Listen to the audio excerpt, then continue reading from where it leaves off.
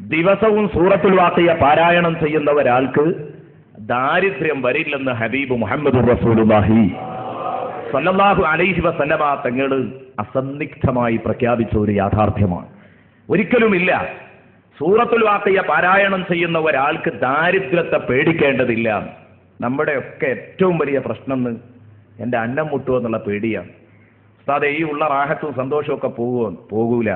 നല്ല ഒരു മരുന്ന് അള്ളാഹുവിൻ്റെ ഹബീബ് പറഞ്ഞു തരുന്നു, ദിവസവും സൂറത്തുൽ വാഖിയ ഓതിയാൽ മതി. അതിൻ്റെ ആശയതലങ്ങളും കൂടെ നമുക്ക് ഈ 10 ദിവസം കൊണ്ടങ്ങ് ഉൾക്കൊള്ളാനായാൽ അത് ഓതുമ്പോൾ നല്ലൊരു ആനന്ദം ഉണ്ടാവും, ഒരു വല്ലാത്ത സുഖം ഉണ്ടാകും അത് ഓതുമ്പോൾ.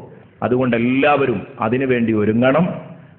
എല്ലാവരും ഇന്ന് മുതൽ സൂറത്തുൽ വാഖിയ നിത്യമായി പാരായണം ചെയ്യാൻ തുടങ്ങണം. രാത്രി സമയത്ത് ഇശാ മഗ്രിബിന്റെ ഇടയിലായാൽ കൂടുതൽ നന്നായി. ആ സൂറത്തുൽ വാഖിയ പാരായണം ചെയ്താൽ നിങ്ങൾ ഒരിക്കലും ഹായിബാകില്ല. അള്ളാഹുവിന്റെ റഹ്മത്ത് നിങ്ങൾക്ക് ഒരിക്കലും തടയപ്പെടില്ല.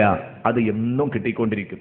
ഒരു 10 ദിവസം നിങ്ങൾ ഓതുമ്പോഴേക്ക്, ഖുർആൻ നോക്കി ഓതുമ്പോഴേക്ക് അത് മനപ്പാടായിരിക്കും. പിന്നെ നിങ്ങൾക്ക് അങ്ങനെ തുടരാം. ഇവിടെ ബഹുമാനപ്പെട്ട ഹാഫിള് ഓതിയപ്പം കുറേ ആളുകൾ സദസ്സിൽ നിന്ന് ഏറ്റു ഓതുന്നുണ്ട്. കാരണം അവരൊക്കെ നേരത്തെ സൂറത്തുൽ വാഖിയ സ്ഥിരമായി ഓതി പരിചയമുള്ളവരായിരിക്കും. ഈ ഒരു വലിയ പ്രതിഫലം ആഗ്രഹിച്ച് ഓതുന്നവരായിരിക്കും.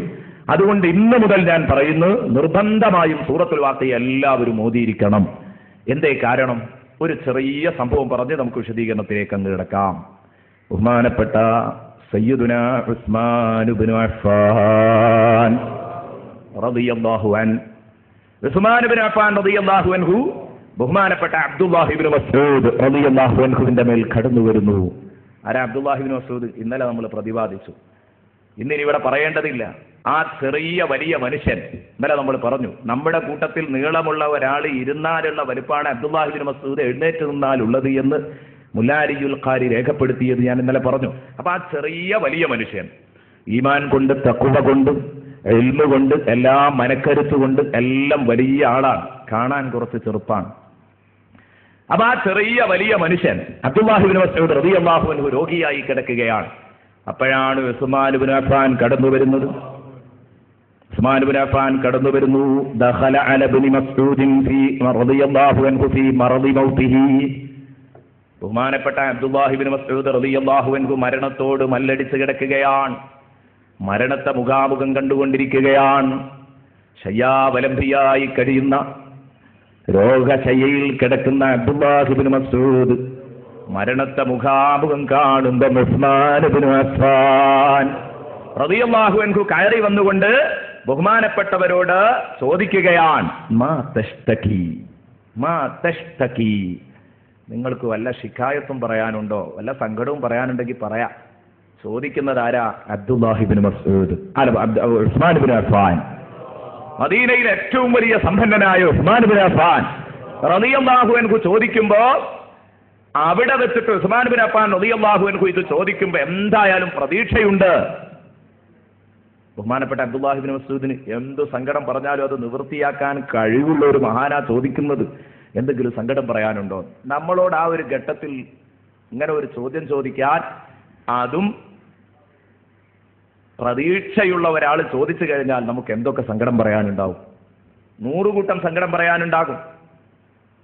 തുടങ്ങിയൊക്കെ പുരപ്പണി തീരാത്തത്, മകളെ കെട്ടിച്ച കടം വീടാത്തത്, ഇങ്ങനെ തുടങ്ങിയിട്ട് 100 കൂട്ടം സങ്കടങ്ങൾ നമുക്ക് പറയാനുണ്ടാകും.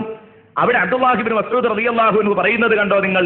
എന്തേ നിങ്ങൾ ചോദിച്ചത്? മരണം മുഖാമുഖം കണ്ട് കിടക്കുന്ന എനിക്ക് വല്ല സങ്കടവും പറയാനുണ്ടോ? നിങ്ങൾക്ക് നിവൃത്തിയാക്കാൻ സാധിക്കുമെങ്കിൽ, എനിക്ക് സാധിപ്പിച്ചു തരാൻ, എനിക്ക് പരിഹരിച്ചു തരാൻ കഴിയുമെങ്കിൽ, ഇതാ ഞാൻ നിങ്ങളോട് പറയുന്നു, എനിക്കൊരു സങ്കടമുണ്ട്.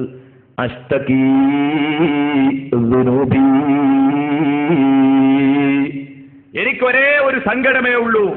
പാവപ്പെട്ട അബ്ദുള്ള ഇന്നുവരെ ചെയ്തു കൂട്ടിയ ഈ മഹാപാപങ്ങളുമായി റബ്ബിനെ എങ്ങനെ കണ്ടുമുട്ടും? എൻ്റെ പാപങ്ങളുടെ കാര്യം ആലോചിച്ചിട്ട് ആ പാപങ്ങളെക്കുറിച്ചുള്ള സങ്കടമാണ് എനിക്ക് നിങ്ങളോട് പറയാനുള്ളത്. അത് നിങ്ങൾക്ക് എന്തെങ്കിലും ചെയ്തു തരാൻ പറ്റുമോ? ഉസ്മാൻ ഇബ്നു അഫ്ഫാൻ റളിയല്ലാഹു അൻഹുവിന് ഒന്നും ചെയ്യാൻ പറ്റാത്തൊരു സംഗതിയാണല്ലോ പറഞ്ഞത്. പ്രതീക്ഷിച്ചിരുന്നത് അതായിരുന്നില്ല. സാമ്പത്തികമായി വല്ല വിഷമമുണ്ടെങ്കിൽ ഞാൻ സാധിപ്പിച്ചു തരാം എന്നുള്ള, പരിഹരിച്ചു തരാം എന്ന് പറയുന്നിടത്താണ് യഥാർത്ഥത്തിൽ ഇത് പറയുന്നത്. എന്റെ പാപങ്ങളുടെ കാര്യം ആലോചിക്കുമ്പോൾ ആ ഒരൊറ്റ സങ്കടമേ എനിക്കുള്ളൂ. എന്നാ ശരി, ബഹുമാനപ്പെട്ട ഒരു ശൈലി അങ്ങ് മാറ്റി. അത് തൽക്കാലം എന്നെ കൊണ്ട് സാധിക്കുന്ന കാര്യമല്ലല്ലോ. ഫഖാല ഉസ്മാൻ ബിൻ അഫ്ഫാൻ റളിയല്ലാഹു അൻഹു പിന്നീട് ചോദിച്ചു, ശൈലിയൊന്ന് മാറ്റി. നേരത്തെ ചോദിച്ചത് മാ തഷ്തകി, നിങ്ങൾക്ക് വല്ല ശിക്കായത്തും പറയാനുണ്ടോ, സങ്കടം പറയാനുണ്ടോ, അവലാതി പറയാനുണ്ടോ എന്നാ. അവിടുന്ന് അങ്ങോട്ട് മാറ്റിയിട്ട് മാ തഷ്തഹി, മാ തഷ്തഹി, നിങ്ങൾക്ക് വല്ല, മരിക്കാൻ കിടക്കുകയാണല്ലോ, ആ സമയത്ത് നിങ്ങൾക്ക് വല്ല ഉത്കടമായ മോഹവും അന്ത്യാഭിലാഷങ്ങൾ എന്തെങ്കിലും ഉണ്ടെങ്കിൽ എന്നെ അറിയിക്കാം, വല്ല താല്പര്യങ്ങളും ഉണ്ടെങ്കിൽ എന്നോട് പറയാം, എന്തു പറഞ്ഞാലും ഇൻഷാ അല്ലാഹ് ഞാനത് സാധിപ്പിച്ചു തരും. ഉടനെ തന്നെ ബഹുമാനപ്പെട്ട അബ്ദുല്ലാഹി ഇബ്നു മസ്ഊദ് പറയുന്നു, ഉണ്ട് പ്രിയപ്പെട്ട ഉസ്മാൻ, എനിക്ക് ആഗ്രഹമുണ്ട്, ഇല്ല എന്ന് ഞാൻ പറയുന്നില്ല. മരണം മുഖാമുഖം കാണുന്ന എനിക്ക് ആഗ്രഹമുണ്ട്. റഹ്മത്ത റബ്ബി, ഒരേ ഒരാഗ്രഹം, ഞാൻ എൻ്റെ റബ്ബിന്റെ കാരുണ്യം ആഗ്രഹിക്കുന്നു. എൻ്റെ റബ്ബ് ഞാൻ ചെയ്ത പാപങ്ങളൊക്കെ പുറത്തു തന്നാൽ അത് റബ്ബിന്റെ ഭാഗത്തു നിന്നുള്ള റഹ്മത്താണ്. റഹ്മത്തിന്റെ 10 നമുക്ക് കഴിഞ്ഞു പ്രിയപ്പെട്ട കൂട്ടുകാർ. ബഹുമാനപ്പെട്ടവരിതാ മരണസമയത്ത് അല്ലാഹുവിന്റെ റഹ്മത്ത്, ആ റഹ്മത്ത് ആശിക്കുകയാണ്. അല്ലാഹുവിന്റെ റഹ്മത്ത് കിട്ടിയാൽ കൊള്ളാം, വേറെ ഒരു താല്പര്യവും എനിക്കില്ല. എല്ലാം വിചാരിച്ചതുപോലെയല്ല അബ്ദുല്ലാഹി ഇബ്നു മസ്ഊദിന്റെ ആൻസർ വരുന്നത്. ഉസ്മാൻ ഇബ്നു അഫ്ഫാൻ ശൈലി മാറ്റി. വ്യക്തമായി ഉസ്മാൻ ഇബ്നു അഫ്ഫാൻ ചോദിക്കുന്നു, കുറെ ദിവസമായല്ലോ രോഗമായി കിടക്കുന്നു. ഖാല അഫലാ തദ്ഉ തബീബ്, അഫലാ തദ്ഉ തബീബ്, ഡോക്ടറെ ഒന്നും വിളിക്കുന്നില്ലേ? അല്ല, ഒരു ഡോക്ടറെ കൊണ്ടൊന്ന് ചികിത്സിപ്പിച്ചോ, ഡോക്ടറെ കാണിച്ചോ, ഡോക്ടറെ വിളിച്ചോ? ഇല്ലെങ്കിൽ ഞാൻ വിളിക്കാം എന്ന് ബഹുമാനപ്പെട്ട ഉസ്മാൻ ഇബ്നു അഫ്ഫാൻ റളിയല്ലാഹു അൻഹു പറഞ്ഞപ്പോ ബഹുമാനപ്പെട്ട അബ്ദുല്ലാഹി ഇബ്നു മസ്ഊദ് റളിയല്ലാഹു അൻഹുവിന്റെ മറുപടി നോക്ക്. ഫഖാൽ, അബ്ദുല്ലാഹി ഇബ്നു മസ്ഊദ് പറഞ്ഞു, അത്തബീബു ഖദ് അംറദനി, അത്തബീബു ഖദ് അംറദനി, ഡോക്ടറെ വിളിക്കേ, ഡോക്ടറാണല്ലോ എന്നെ രോഗിയാക്കിയത്, എന്നെ രോഗിയാക്കിയത് ഡോക്ടറാ എന്ന് പറഞ്ഞാൽ അല്ലാഹുവാണ് ഷാഫി, ഷിഫ നൽകുന്നത് അല്ലാഹുവാണ്, രോഗത്തിന് ശമനം നൽകുന്ന ഡോക്ടർ എന്നാ ഞാൻ വിശ്വസിക്കുന്നത്. ആ അല്ലാഹുവാണ് എന്നെ രോഗിയാക്കിയത്.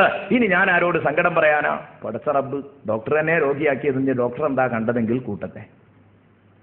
നോക്കൂ നിങ്ങൾ, ഇതിന്റെ അർത്ഥം ചികിത്സിക്കാൻ പാടില്ല എന്നല്ല, അബ്ദുല്ലാഹി ഇബ്നു മസ്ഊദിന്റെ തവക്കുലിന്റെ കടുപ്പമാണ്. അബ്ദുല്ലാഹി ഇബ്നു മസ്ഊദ് റളിയല്ലാഹു അൻഹു അല്ലെങ്കിലും ചികിത്സ എന്ന് പറഞ്ഞത് കേവലം കാരണങ്ങളല്ലേ, കാരണങ്ങളുമായി ബന്ധപ്പെടലല്ലേ. യഥാർത്ഥ ഷാഫി അല്ലാഹുവാണ്, അല്ലാഹുവാണ്. ഇദാ മരിൽതു ഫഹുവ യശ്ഫീൻ, ഞാൻ രോഗിയാകുമ്പോൾ എന്നെ സുഖപ്പെടുത്തുന്നത് അല്ലാഹുവാണ്. ആ അല്ലാഹുവിനല്ലാതെ ആർക്കും ശിഫയാക്കാൻ കഴിയില്ല. ഈ ആശയം ബഹുമാനപ്പെട്ട കലീമുല്ലാഹി മൂസ അലൈഹിസ്സലാം ഒരിക്കൽ അല്ലാഹുവിനോട് ചോദിച്ചിരുന്നു, പടച്ചോനെ, നീ പറയുന്നു നീയാണ് സുഖപ്പെടുത്തുന്നത്, എന്തേ മൂസ, നിനക്ക് വിശ്വാസമല്ലേ? തീർച്ചയായിട്ടും ഉണ്ട് പടച്ചോനെ, നിന്നെ എനിക്ക് നല്ല വിശ്വാസമാണ്, നീ തന്നെയാ ജീവിപ്പിക്കുന്നവൻ, മരിപ്പിക്കുന്നവൻ, രോഗം തരുന്നവൻ, രോഗം സുഖപ്പെടുത്തുന്നവൻ, എല്ലാം ഞാൻ വിശ്വസിക്കുന്നു പടച്ചോനെ. പക്ഷെ ഒരു ചെറിയൊരു സംശയം ചോദിക്കാനാ. ഫമാദാ സുൻഉൽ അത്തിബാ, ഫമാദാ സുൻഉൽ അത്തിബാ, പിന്നെ ഡോക്ടർമാരുടെ പണി എന്താണെന്ന് പറഞ്ഞു തന്നാൽ കൊള്ളാമായിരുന്നു. മൂസ, കലീമുല്ലാഹി മൂസ അലൈഹിസ്സലാം അല്ലാഹുവിനോട് ചോദിച്ചു, പിന്നെന്തിനാ ഈ ഡോക്ടർമാര്, പിന്നെന്തിനാ ഇവരെ കൊണ്ട് ചികിത്സിക്കാൻ നീ പറഞ്ഞത്? ഇസ്ലാമിൽ പെട്ടതാണല്ലോ ചികിത്സ. സല്ലല്ലാഹു അലൈഹി വസല്ലം പറഞ്ഞതല്ലേ, നിങ്ങൾ ചികിത്സിച്ചോ, തദാവൂ, ചികിത്സിക്കാൻ റസൂലുള്ളാഹി പറഞ്ഞിട്ടുണ്ട്. അപ്പൊ എന്തിനാണ് ഈ ചികിത്സ? ഉടനെ തന്നെ അല്ലാഹു തആല പറഞ്ഞു, ഡോക്ടർമാരെ പണി എന്താന്ന് ഞാൻ വ്യക്തമായിട്ട് അങ്ങ് പറഞ്ഞു തരാം. ഡോക്ടർമാരെ പണി എന്താണെന്ന് അറിയാത്തതിൽ നിങ്ങൾ വിഷമിക്കേണ്ട കലീമുല്ലാഹി മൂസ അലൈഹിസ്സലാം, ഞാൻ പറഞ്ഞു തരാം. ഫഇന്നഹും യഅകുലൂന അത്അമ അലൽ ഹലാൽ, അതാണ് സംഭവം. അവർക്ക് ഹലാലായ മാർഗത്തിൽ ഓല അരി ഒപ്പിക്കാൻ ഒരു മാർഗമോ അത്രേ അതുള്ളൂ. സംഗതി രോഗം സുഖപ്പെടുത്തുന്നത് ഞാനാണ്.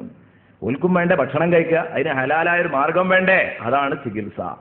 സംഗതി രോഗം സുഖപ്പെടുത്തുന്നത് ഞാനാ എന്ന് അല്ലാഹു സുബ്ഹാനഹു വ തആല പറഞ്ഞു. ആ അർത്ഥത്തിലാണ് അബ്ദുല്ലാഹി ഇബ്നു മസ്ഊദ് റളിയല്ലാഹു അൻഹു പറയുന്നത്, ഡോക്ടർ ആണല്ലോ എന്നെ രോഗിയാക്കിയത്, പിന്നെ ഞാനെന്ത് സങ്കടം പറയാനാണ്.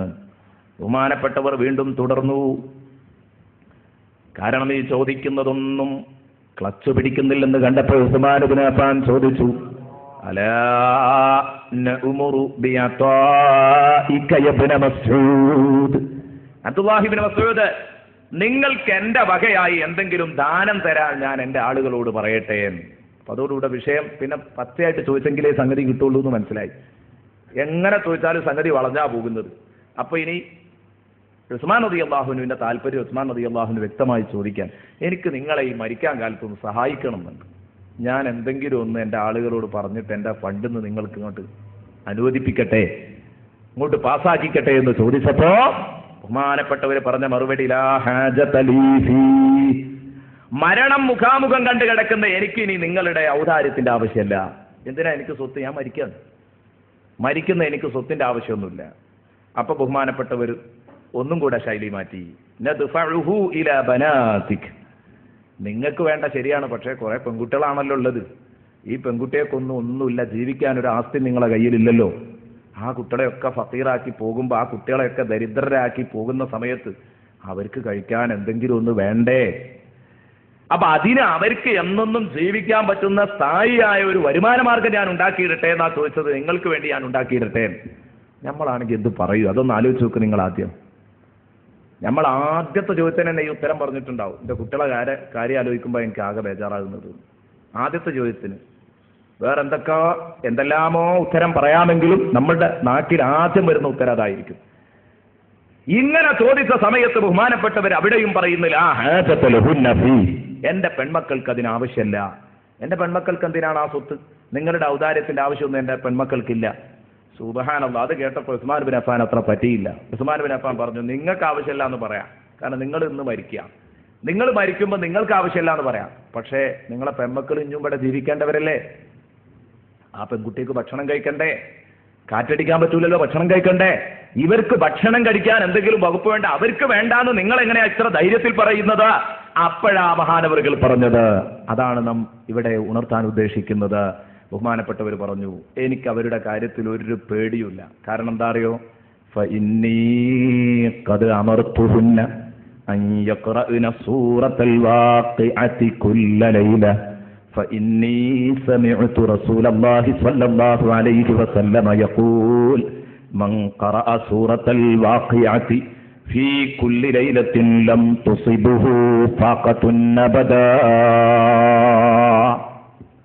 ഞാൻ ഇത്ര ധൈര്യമായിട്ട് പറയാൻ കാരണം എന്റെ മക്കളുടെ അന്നം മുട്ടൂല, അവർക്ക് ദാരിദ്ര്യം വരൂല എന്ന് ഞാൻ പറയാൻ കാരണം ഞാൻ അവരെ മരിക്കുന്നത് വരെ ഞാൻ എൻ്റെ വീട്ടിൽ സൂറത്തുൽ വാഖിയ ഓതിയിട്ടുണ്ട്.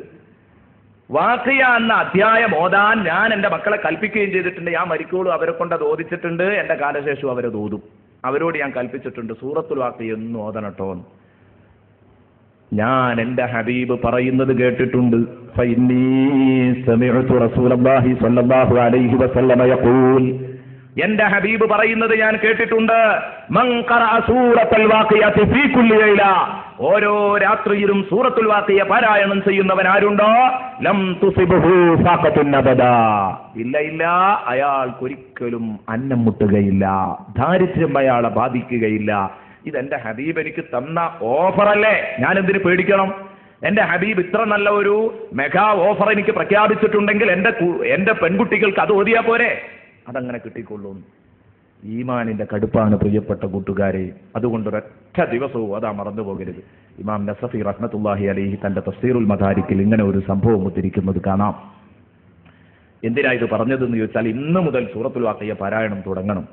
ഞാനിത് കോഴിക്കോട് അതുപോലെ തന്നെ നമ്മുടെ കോട്ടക്കൽ മസ്ജിദ് സഹാബയിലൊക്കെ പറഞ്ഞപ്പോൾ അവിടെയുള്ള ഒരുപാട് കൂട്ടുകാരൻ അത് പാരായണം ആരംഭിച്ചു എന്നല്ല, അതിൻ്റെതായ ഗുണങ്ങൾ അവർ കാണാനും തുടങ്ങി.